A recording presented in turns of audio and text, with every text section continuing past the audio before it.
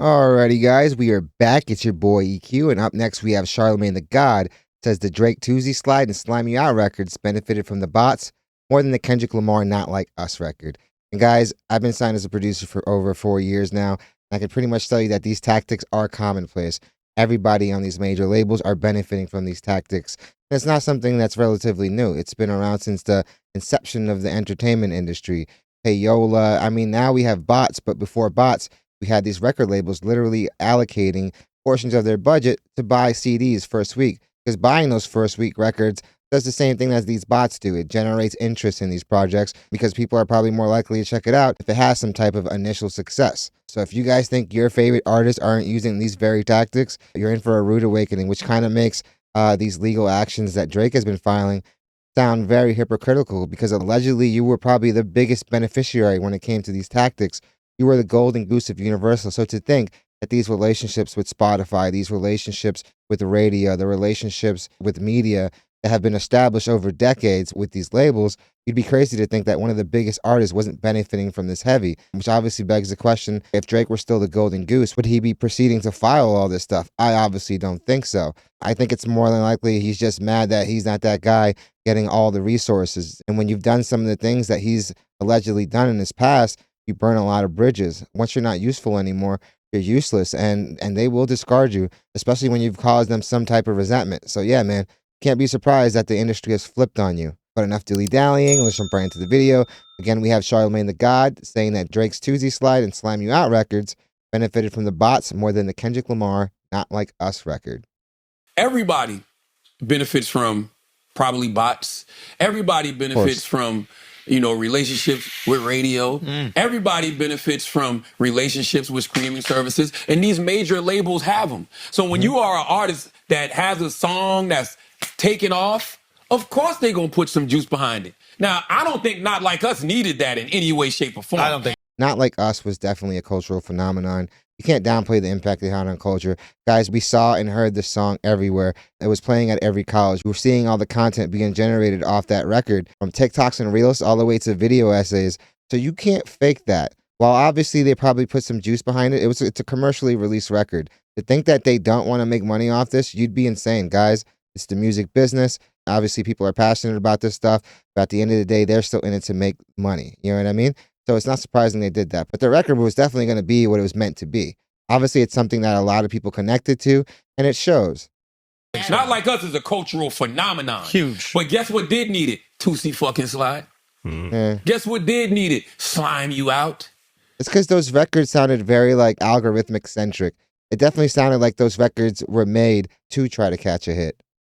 Ugh. Guess what else did need it? And they both got it, and both of those records still didn't go And nowhere. yes, they did go number one. Yeah, like on paper, but not in the real That's world. my point. You really think Tuesday Slide was a number one, Drake? Get the fuck out of here. You think Slime Me Out was a number one? Get the fuck out of here. Is this what it's like when white people complain about racism? What? Even if he's making a decent point, with all the stuff that's been surrounding him lately, I feel like he really looks for those loaded questions that he knows is going to rile up the room. Because one cannot lack that much self-awareness. Who knows, he may have a point with this, but his references definitely can sound very wild. I don't understand what you're saying. Essentially, now you're really about to piss Kendrick off. No, you're complaining about a system that you benefited from. You're complaining about a system. Alex always agrees. I get it. You said when white people complain about racism. Yeah. But when do they complain about racism? All the time. Well, because, I mean, in the past few years, you've heard a lot of reverse racism. Yeah, it's like, oh, this is reverse racism that's affecting us. Yeah, I agree with that.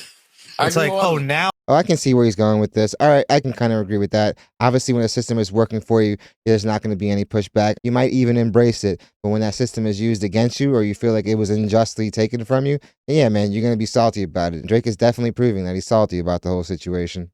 Now all of a sudden, absolutely. Now all of a sudden, absolutely. You had no problem with it when it was holding these other people down, oppressing these other people, and limiting their opportunities. The second it seems to be doing to you, now it's this huge problem. That's kind of what Drake is doing. No, it's not kind of. It's absolutely what Drake is doing. So it's the most Caucasian thing he could do. And it's true. That's very true. And it's fucking up. And it's not a comeback, right? Like the guy is in Australia. I think B-Dot sent me something earlier. He had like over 250,000 people in the queue. But that's a trying good, to buy tickets. I think that's a really, okay. He's been the most streamed artist every month this year. Of course. Can I? Of course, but that's all based off past catalog. Obviously, the stuff he's been dropping this year hasn't been hitting, which is a reason why Universal hasn't been relenting to his demands, which is in stark contrast to how it used to be, where he walked into the offices and pretty much got everything he wanted. So obviously, while he's still the most streamed rapper, period, it's all because of back catalog. It's a similar reason as to why Eminem is the second most streamed act. Their back catalog amassed so many plays. We have to remember these older records of theirs, they're on all the big throwback playlists. If you guys don't know, getting on one of these playlists can pretty much guarantee endless spins. These playlists are basically the new radio stations. People usually have their favorites, they go and click play and just let it run. So if you're on one of these playlists, you're going to amass a huge amount of streams, especially if you're in the top 10 of that playlist. I tell you a strategic thing I think was brilliant for Kendrick on this. Okay. Doing the beef after Drake's monumental tour was over was really brilliant, because when you're on tour, it don't matter what anybody says about you.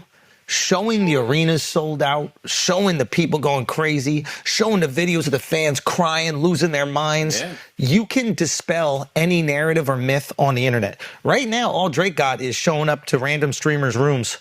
Yeah. That which looks so sad. That was I don't think it looks. Drake is definitely trying to appeal to that demographic, but obviously it's not working. We all saw the body language when he sat down with XQC. He asked for W's in the chats, and the look on his face was that of somebody whose life was zapped out of his body. I'm pretty sure that chat was flooded with a stream of L's and other type of hate, because from what I've been hearing, XQC's chat is very toxic. But wait for it. If he's on tour again, despite whatever the narrative on the streets, showing 200,000 people in an arena, 200,000 people on the streets just listening outside. He had a few of those when this year, Taylor though. Swift is showing what the outside of her stadium tours looks like, you go, she's popping. I don't give a fuck what anybody says.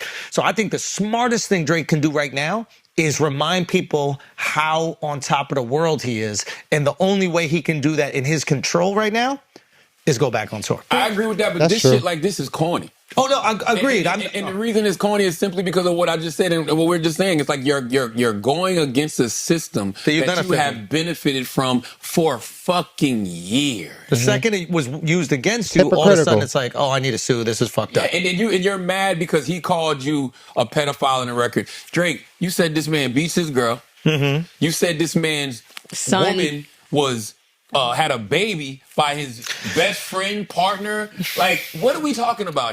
I'm pretty sure Kendrick Lamar, if we really wanted to, has grounds to countersue, because Drake pushed even more narratives. And guys, the law doesn't really make a distinction between defamation. Defamation is defamation. So I'm pretty sure if Kendrick really wanted to, he could hit him with the same type of legal filings, man. If Drake were to actually name Kendrick Lamar in any of this stuff. Because as of now, the only people named are Universal, even though the Not Like Us record, which is obviously Kendrick Lamar's, is at the center of all this. Can I ask a question? She's got the greatest defamation suit in all of this. Well, she's not a public figure. Well, that's the thing I was going to say. It's like, Like I've been saying, this is definitely something that reeks of hypocrisy. Because at the end of the day, allegedly, you were the biggest beneficiary of all these tactics. You were getting the front page on all these streaming apps. So for you to come out and do this, I definitely expect Universal, if they have to expose certain things about their business, to go ahead and expose all the things they've done for you and all the ways you've benefited from the system. And you may only end up exposing yourself the most. Obviously, Drake has proven to be very sensitive. He's very aware of all the things that are said about him.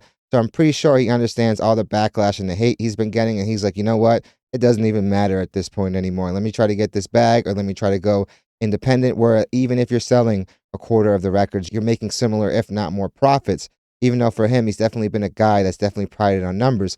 So when we see these numbers not hit 100K first week, what are people going to say? You know, time will tell, but I definitely feel like it's definitely very hypocritical. Yeah, obviously trying to change the optics of these narratives by showing yourself in these huge tours. Yeah, that might do something, but we can't act like the dude hasn't been hitting major stages this year, and it really hasn't done anything in terms of cleaning up his reputation. Charlamagne is definitely right, man. While those records were number one, they didn't feel like number ones. They didn't have the impact that usually comes from having one of these number one records. And it makes a lot of sense that they bought that success. So like I always say, thou shalt not throw stones if thou lives in glass houses, because all you're going to do is end up cooking yourself. But definitely let me know in the comments what you guys think. Definitely let me know what you guys think about Charlamagne saying that Drake benefited from the system more than Drake. I've been saying that since the start. The dude was the golden goose. We saw him everywhere, even when these records didn't feel like the usual hit. And also, I really think that Andrew Schulz is just one of the biggest trolls on the internet. I feel like the dude just says things to rile everyone up. And for somebody that has such a big platform, the dude does seem to always be starving for more attention. Andrew definitely gives off the vibe of the person that wants everyone's attention at all times, no matter what he has to say or no matter the backlash that he receives from some of his outlandish takes. But definitely let me know what you guys think. Definitely hit the like and subscribe button, guys. And guys, I want to thank you guys so much. The channel has been growing exponentially. When I had first set out to make content, I originally set a goal of 1,000 subs after a year, and we're close to 5K in like 8 months. So I really want to thank you guys for making this channel a part of your day. In the last month, we've done over 1.2K, and honestly, all the love and support for the channel has definitely been overwhelming. So I want to let you guys know how grateful I am. Also, I'm definitely looking forward to what you guys have to say about this. You guys always add so much dialogue in the comments. I'm definitely looking forward to what you guys have to say on this situation. But yeah, man, I definitely agree with Charlamagne. But yeah, hope you guys love the video, and I hope to see you guys soon. The way Drake has spiraled this year, man, I don't think we've ever seen anything like this.